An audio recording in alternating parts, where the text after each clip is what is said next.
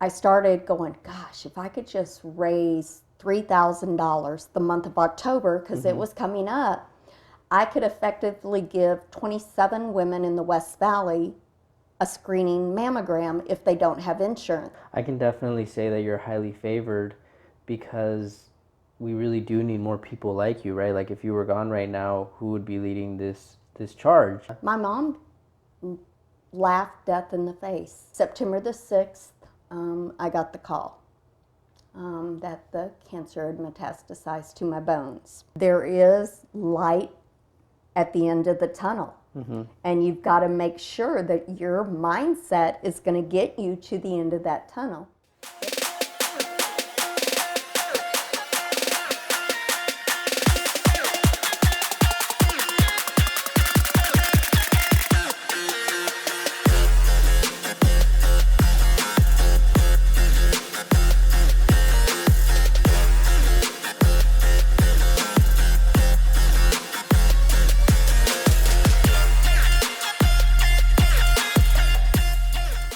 All right, so today we're here with Reba Mason, and she is the owner and founder of Reba's Vision and Baskets of Hope. Can you tell me a little bit about that? You have such a great story. I've been so excited to meet you. Thank you. And I think that you're such an inspiration. Can you just tell us a little bit about what you do? Yeah, so in 2011, I was diagnosed with breast cancer. Unfortunately, it never really went away. In 2014, unfortunately, it had metastasized to my bones. Basically, it's terminal. Yeah. A few months before I was diagnosed, I had heard about this new type of mammogram that was coming out and coming to the West Valley. And it was called 3D digital tomography. And basically, it was reducing callbacks for women by 40 to 60% as you're waiting 7 days for that letter to let you know whether or not something's going on. And it was catching breast cancer a year to 18 months sooner than the normal standard 2D mammogram. And I was like, I'm going to do something with that. I don't know what. And September the 6th, I got the call that the cancer had metastasized to my bones.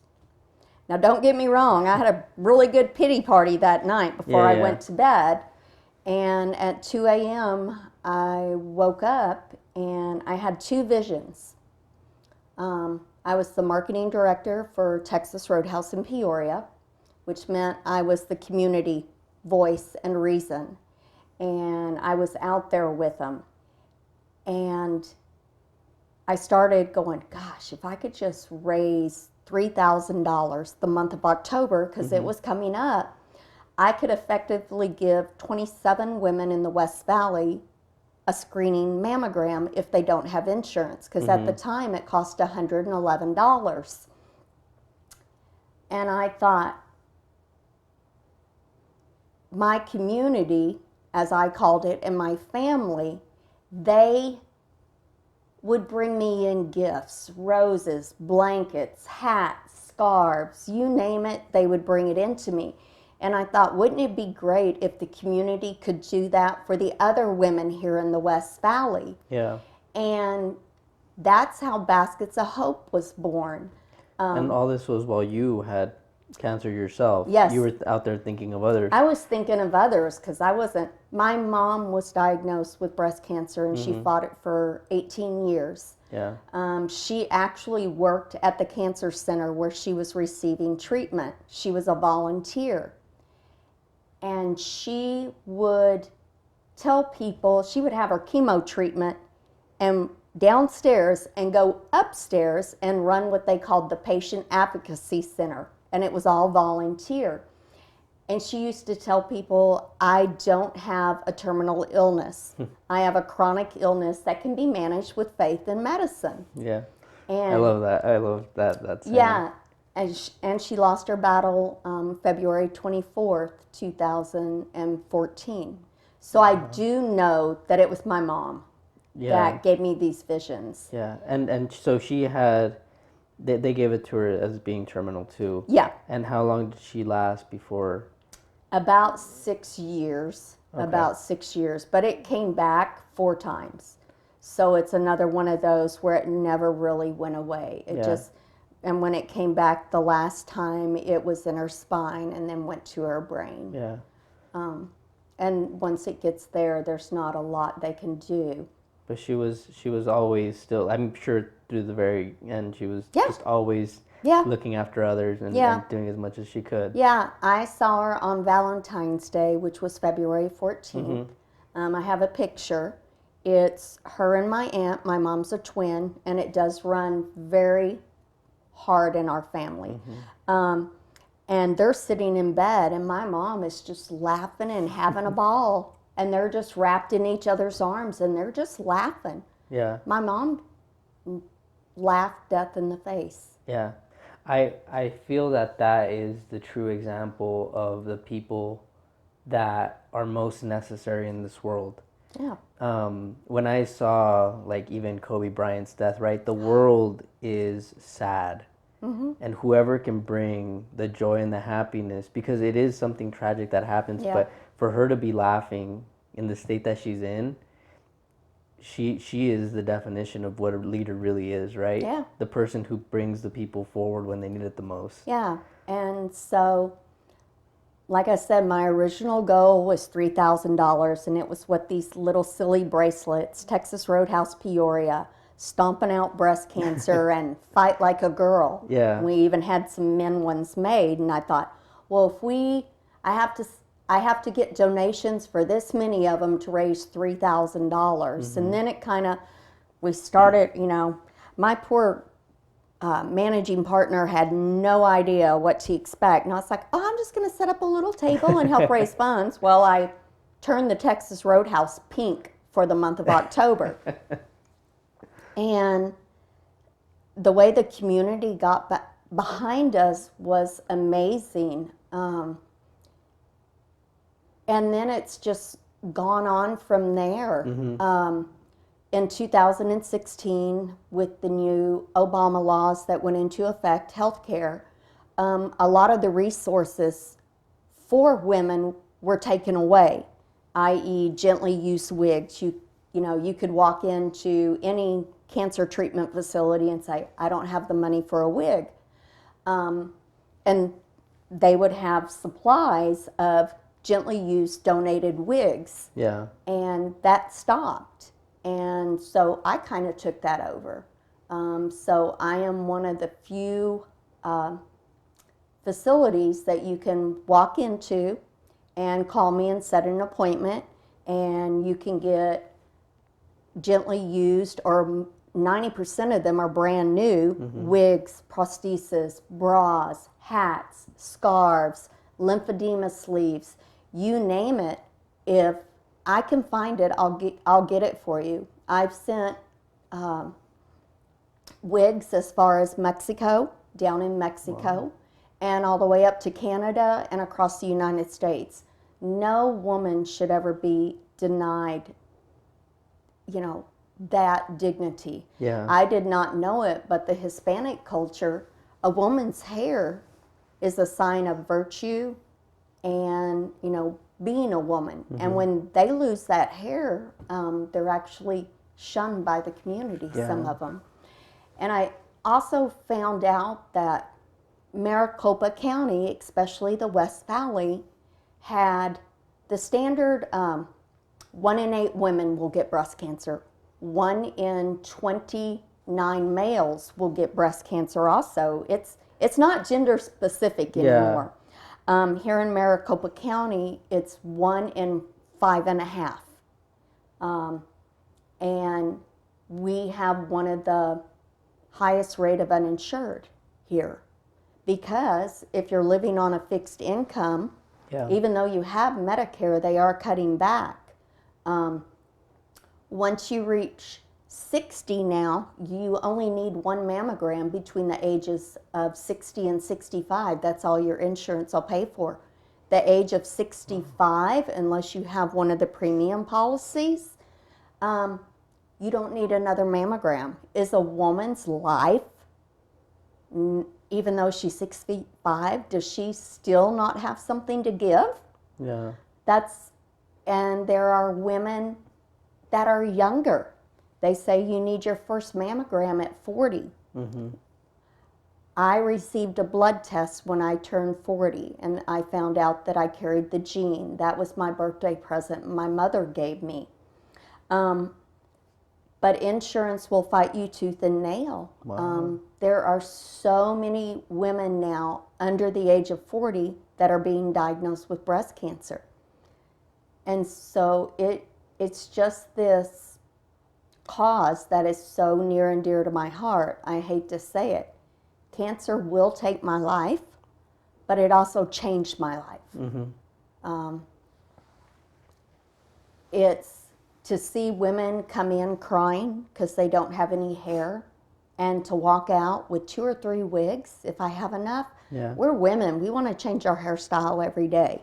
Yeah. You know, it's about feeling empowered, and that's what you Absolutely. need to feel, is empowered during your journey.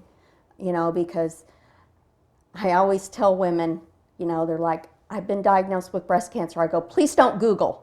Don't Google anything. My phone is on 24/7, because when I'm having a bad moment, it's normally at 2 or 3 in the morning. Yeah. I have an amazing husband now. That is my rock and my supporter. My first partner left me, actually cheated on me while I was scheduling to have my first of 3 double mastectomies. Yeah. And so it was a wake-up call. I knew I was going to have to beat it on my own. Mm-hmm. And then this past year, I had another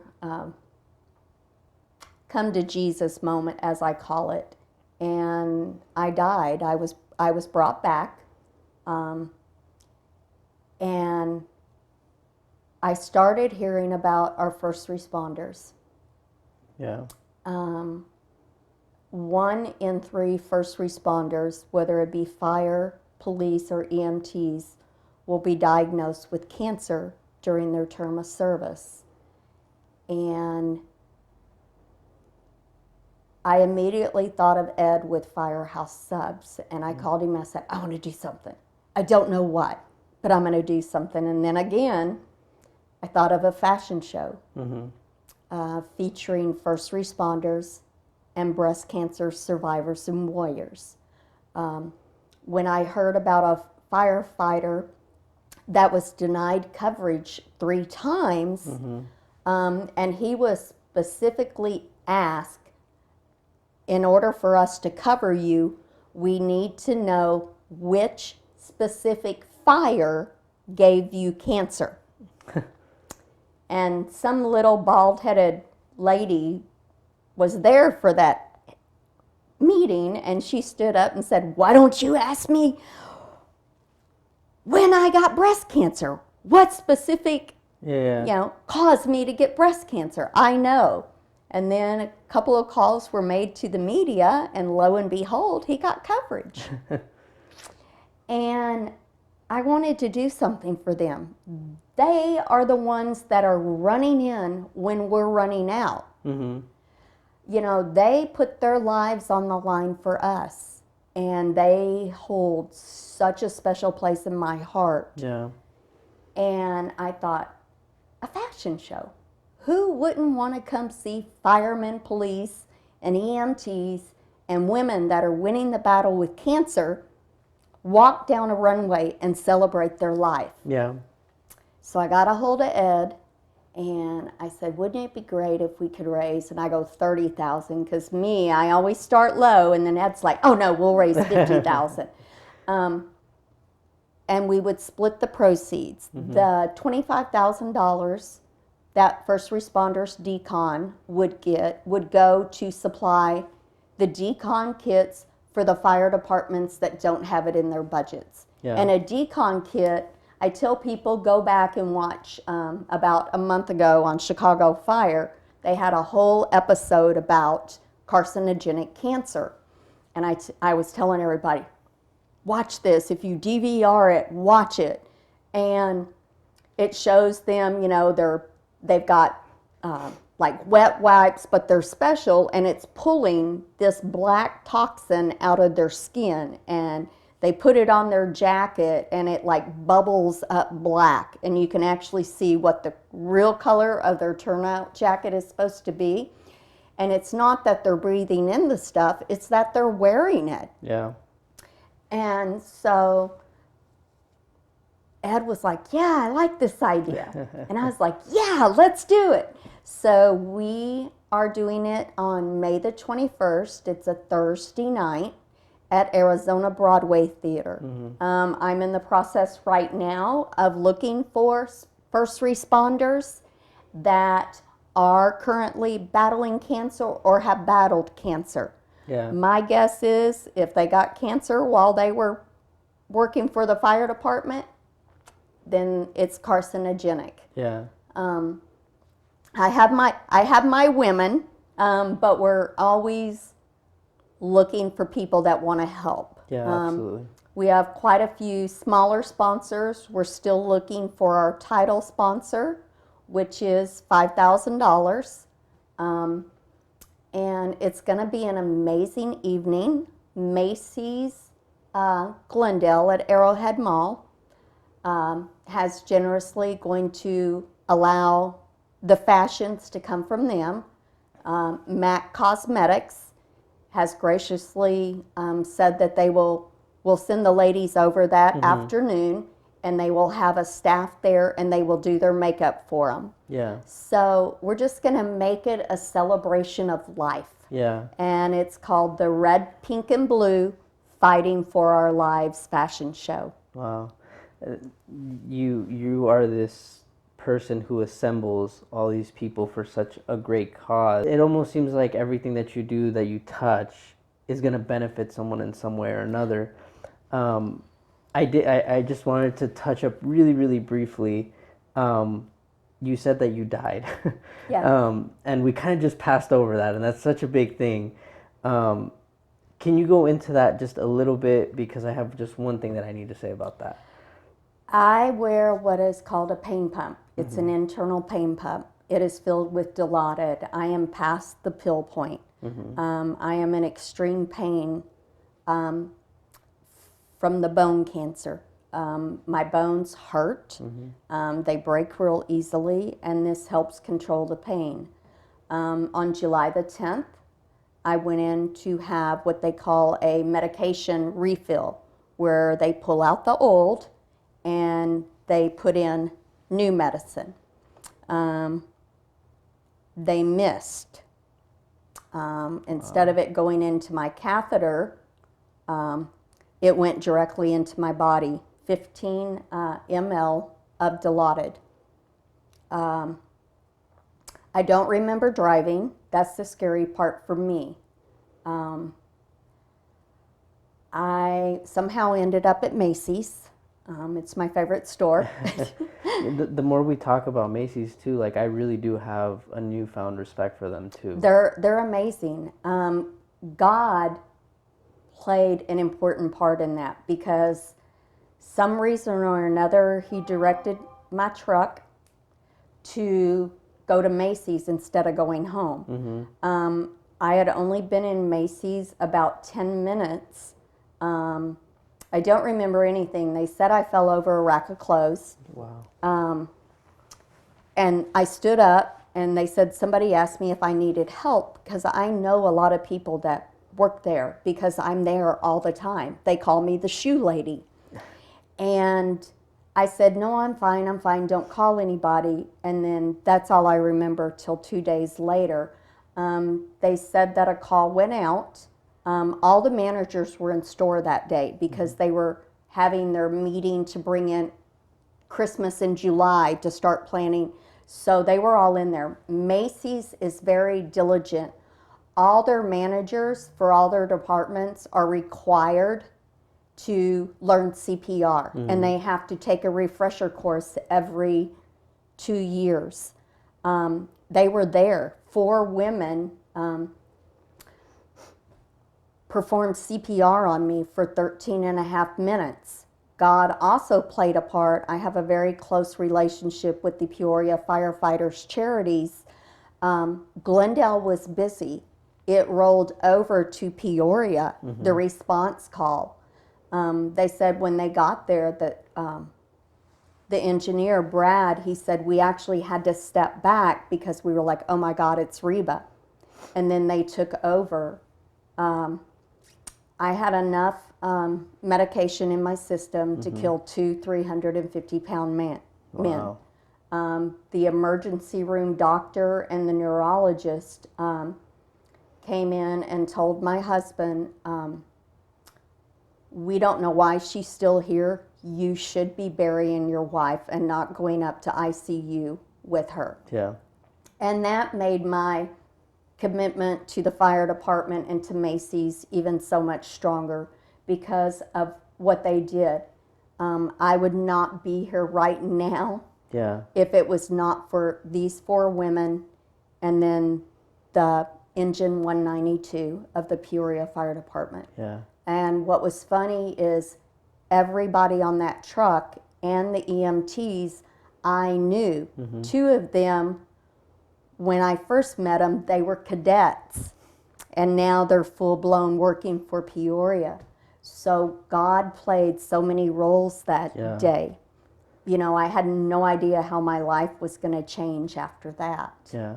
I can definitely say that you're highly favored because we really do need more people like you, right? Like if you were gone right now, who would be leading this charge?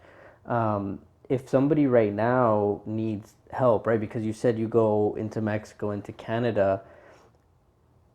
Do women just reach out to you? What's the best way they find you right now? Is there like through my Facebook page, Reba's Vision and Baskets of Hope, through my website, rebasvision.com. If you call the American Cancer Society and you say, I don't have money for a wig, do you know where I can get one? No matter where you're at in the United States, the American Cancer Society gives you my number. Wow. And I have a very close working relationship with them. I'm all over. I love doing one of the ways that we raise funds is I bring in a radiologist and a oncologist and myself, and we do seminars, and we'll put on like a 3-hour seminar, and we'll have raffle prizes and all that, and we try to do it at a local facility like a assisted living facility, and you come in and you'll have breakfast. It's about a 2.5-hour presentation, go through a little bit of my story, but I want them to understand about the 3D mammogram, and then what happens when you're diagnosed. What are your steps? Yeah. Who do you need to? I just posted on my Facebook page and web page the other day, the 8 steps once you're diagnosed with breast cancer. What do you do first? Yeah. First, you freak out. Yeah. You totally wig out. Yeah. And then these are the steps you need to follow. Yeah.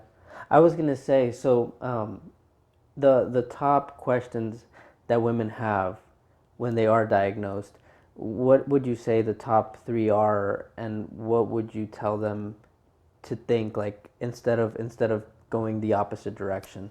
First, you need to find your team. Okay. When you're diagnosed, take a couple of days to digest it. Don't jump. This is your body and your life. You need to make those decisions. I've switched oncologists 3 times. I now have an amazing team because I have more than one oncologist. I have a lead oncologist, and then I have a team for bone, kidney, liver, and then breast cancer. So I have a team. Celebrate your good days. Okay. They're like, I'm so depressed, what do I do? I'm like, you're still alive. Yeah. Celebrate your good days. They want to know, what, am I going to lose my breast and am I going to lose your hair? Yeah. I can't answer that for everyone. I was bald up until I just got switched to my medication that I'm on now. I was on 2. Yeah. They took me off on 1, and now I'm getting a little bit of hair. Yeah. But if I wash it or brush it, it starts to fall out. So I'm having a real struggle with it. Yeah. Your body doesn't define you. You define who you are. Yeah. I rocked a bald head for 9 years. Yeah. I loved it. I'm like, I saved so much money, but it's your life. Make sure you have someone that you can depend on, who you trust. Yes, I work with all different cancer centers because we have so many here. We have over in Scottsdale. One of the reasons I started my foundation and everything that I do is West Valley specific, even though, like I said, I don't deny any woman anything. All of our resources are in the East Valley, our bigger ones. Even I am at MD Anderson, and for 5 years, I drove to Gilbert. Yeah. But that was who was my best fit. But there's so many good cancer centers out there. I work very closely with Arizona Oncology and Ironwood Cancer Centers. So it's not that I'm going to tell you to go to this one. You need to find who's going to be the best fit for you. Yeah. Yeah. As you were saying that, I was tearing up a little bit because I think as men, even though a lot of people still won't admit it, there is an inequality, right? And like if a man gets cancer, it's a little bit different, Right. that you lose your hair and the muscle density and everything. But we never stop to really think about how much more difficult it is for a woman, because it's two very things that kind of define them, or they think that defines them, right? Yeah. So I really, again, like I appreciate everything that you do because you're leading that movement, right? And another question I wanted to ask you is, for someone who knows someone, like let's say it's a daughter and their mom is the one that has it, how do you support them in the right way? It's actually harder for the families. We as women, we tend to, okay, I got this. Once the panic is done. The families have a harder time dealing with it, and there's more stress. I do have books and guides for children. I had to explain to my 3-year-old granddaughter why grandma doesn't have hair. Yeah. And she's like, medicine, my boo-boos is what she calls them, my boo-boos, and the medicine to help me stay here caused grandma to lose her hair. And for a long time, she wouldn't come to me because she had never seen anyone. And, there's stigmas. There's stigma with it, like in Mexico. I didn't realize it, that they're being bullied and they're being shunned by their community because they don't have hair. They've lost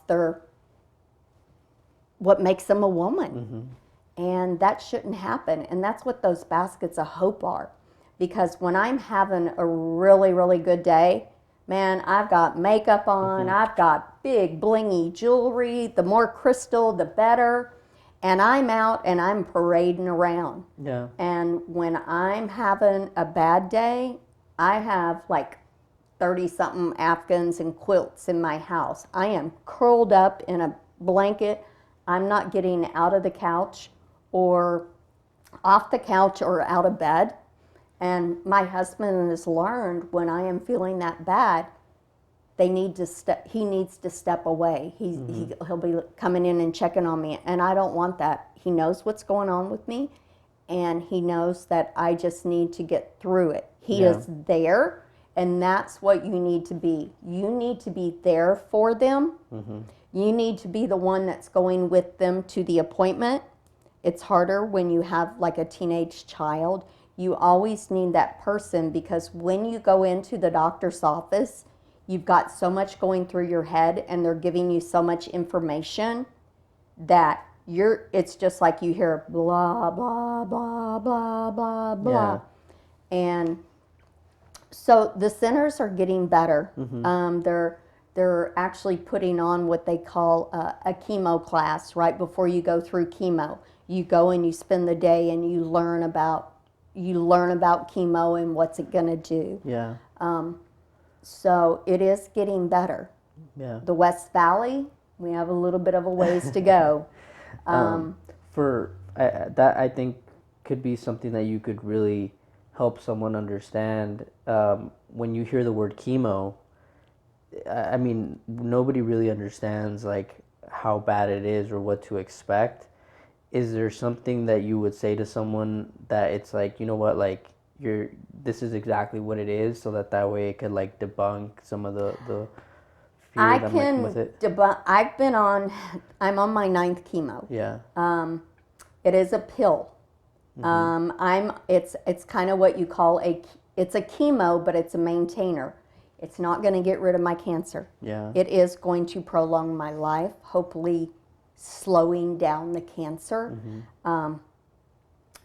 Chemo is different on every person. I will tell you, you're going to get sick. Yeah. You know, you're either going to get sick or you're going to get tired. Some are going to get both. Some are going to lose, 90% are going to lose their hair, but I've known some women that don't lose any of their hair, even though I know the medicines that they're on. Depending on what stage you are, depends on what type of chemo. Most of the chemos, you're going to have what they call a port, which is a direct access, where they just poke the hole and it attaches to you. You know, you have that in your journey. So you have to contend with that also. Yeah. Every person's body is different. Yeah. You can read and read and read about it. Yeah. But I say once you find out what you're on, learn about it. Yeah. You need to be familiar with it. Your taste buds are going to change. Your eyesight's going to change. Your hearing's going to change. Your whole body is going to be affected by this. It's not just your breast. Yeah. There is light at the end of the tunnel. And you've got to make sure that your mindset is going to get you to the end of that tunnel. Just because you're diagnosed with any form of cancer doesn't mean it's a death sentence. Yeah. I've met some amazing women that are stage 4 and 12 years, 13 years, they've been stage 4, which is metastatic, it's terminal, and they're still here. They're still kicking cancer's ass. Yeah. And that's what I try to instill in anybody, because men get it. I know a 10-year-old girl that has gotten it. I've known high schoolers that have gotten breast cancer. Cancer doesn't discriminate. Absolutely. No matter what it is. But for women, breast cancer is the #1 killer besides heart disease. Wow. Yeah. Yeah. There is one more thing that I wanted to ask you, you know, before we end it, but I definitely really appreciate you taking the time to come out here and explain everything. I just wanted to know, is there anything that you want to share or say that I didn't ask that you think would be beneficial? Just, you know, if you're diagnosed with it, love yourself. Because you're beautiful no matter what. The fashion show that we're going to be putting on is going to be amazing. If you're interested in helping support the fashion show, being one of the sponsors, or maybe attending or donating an item, a raffle prize, please contact me through Facebook. My phone number, you know, it's on my truck. If you see the pink and white truck driving around town, that's me. Nobody else has one like me. Send a message on my, website. We'll get in touch with you. We need the West Valley's community to get involved. to help with this fight between the women and the first responders. Yeah. Cancer isn't going away anytime soon. People always ask me, what do you think causes cancer? There's so many different things I could go into. You know, my opinion. Nobody can answer it. We all have cancer genes in our body. It's just whether or not they become active. Yeah. Yeah, all that information too, just so you know, we're going to put in the video, and then we're going to put like your handles and everything, so that way people can easily find you too. And even after, because we know that the fashion show is coming, so people might watch the video after the fashion show, but they can always reach out to you even on your website. Yes. If they have any sort of thing that's going on with them that they might need your help with, so that your website's going to be active even after the fashion show. Yeah. Okay. We touched up a lot on what you do. I can't say enough. I think you're an incredible person. Thank you. I wanted to know more about you. I'm sure people want to know more about you too. Something that we haven't shared yet, Reba was a former Dallas cheerleader, right? How long ago? 1980 to 1984, 4 seasons. Wow. I retired. Uh-huh. I was on the traveling squad. And yes, people ask me, is it really like the show that's on TV? And I'm like, yeah, it's a little bit worse than that. That's the PG rated version. And when I retired, I went into broadcasting. I was a on-air personality with the #1 country and western radio station in Dallas and Fort Worth. I'm a Texas girl, born and raised. Champion team roper and barrel racer. Wow. And now I'm a cancer warrior, because we are going to stomp out breast cancer in the West Valley, one boob at a time. Yeah, no doubt. I was asking you that because that's something that the viewers don't know yet, right? Right. But I feel that a lot of your friends do know. So what's something that not a lot of people know about you? A lot. You know, I'm pretty much an open book. A lot of people didn't know about my rodeo days. Yeah. And being Miss Rodeo Texas and Miss North Texas High School Rodeo Association Queen. It was in my genes, but it was kind of like I had to make a decision when I was in high school, and people always laugh. My dad made the decision. I was always a cheerleader and one of those go-getters when I was in junior high and beginning of high school, and my dad was like, well, you're either going to have to choose cheerleading or rodeo. I spent $2,000 on the horse. I made the decision for you. So I quit cheering my junior and senior years.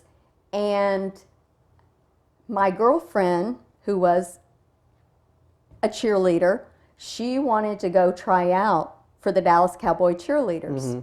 And she didn't want to go by herself. And so she dragged me along with her, and I auditioned. And it was really funny because I knew people. My brother knew like 3 of the judges, because I have older brothers. And I thought it was a joke when they called my name. And I kept saying, where's Alan Funt from, what was it called? The camera where, it's kind of like bloopers and practical jokes. And I kept thinking, he's going to jump out and say, we got you, when I made the team, because I was just like, I had red hair, I'm a cowgirl, and it's curly and everything else. And they're like calling my name, and I'm like, seriously? Where's the camera? You're going to walk out and say, smile, you're on candid camera. Yeah. But it wasn't a joke. And, but I enjoyed it. Yeah. I got to see places that I never would see. Because I was on the traveling squad. Yeah. So I did the USO shows, and yes, it is true, you do not make any money when you're a cheerleader. I made $5 a game. I made $70 a season. Wow. And almost everything that we do is charity, so there's no pay. Wow, I didn't know that. They still don't make a lot of money. You give up your life when you become a cheerleader. Yeah. But people ask me all the time. Mothers ask me, my daughter wants to try out. What do you think? I'm like, don't squash their dreams, but they need to be realistic about what they're getting into. Sure. Because it's just not, oh, I'm going to show up on Sunday morning and you're practicing every single night. If you're not working out, you're learning choreography, you're doing rehearsals, you're doing this, you're doing that. Yeah. That is your full-time job. Yeah. And I was blessed to have an amazing family that supported me. Yeah. And wow, I would have had no idea. yeah. Well, hopefully that's something that not a lot of people knew about you that, you can share in that. My husband pulls out the calendar and the playing cards every time somebody comes over. And so I've hit him now. Yeah. But he does have we do have my big picture up on the wall. Yeah. And it's pretty funny because he's like, why don't we frame them? I'm like, no, those aren't going up on the wall. And and people ask me, do I have my uniform? No, those are actually property of the Dallas Cowboys. Wow. You never leave the stadium with the uniform. It stays right there. The only thing that when I retired, I got my go-go boots, because back then we were wearing go-go boots, and I got my pom-poms. Everything else is property of the Dallas Cowboys. Do you still have those? Yes, I do. Wow. Yeah, I do have those, but I don't have them on display. They're in a shadow box, and I'm not displaying it. I'm more proud of. I am proud that I was one. Yeah. People say, "Oh, you're just a fan because you were a cheerleader." No, our lives growing up revolved around the Dallas Cowboys. Yeah, I could see that. Yeah. I definitely could. And they're still my team. I love my Arizona boys, and I've had the opportunity to meet a few of them, and I love the Cardinals. But I am a Cowboys. Yeah. And I always will be. Yeah, that's good to hear. I've really, really enjoyed. Thank you for having me. Yeah, absolutely. Everything that you're doing is just amazing. It's incredible. You have a very, very noble cause. I hope that everybody that's listening, if you need Reba, if you enjoyed what she said, if you think she's just an incredible person, feel free to reach out to her. We're going to have all your information, like I said, on the video itself. And guys, again, anything that you need or anything that you could do to support the fashion show, please reach out to Reba, and we'll catch you on the next one. Okay. Thank y'all so much. I love you all.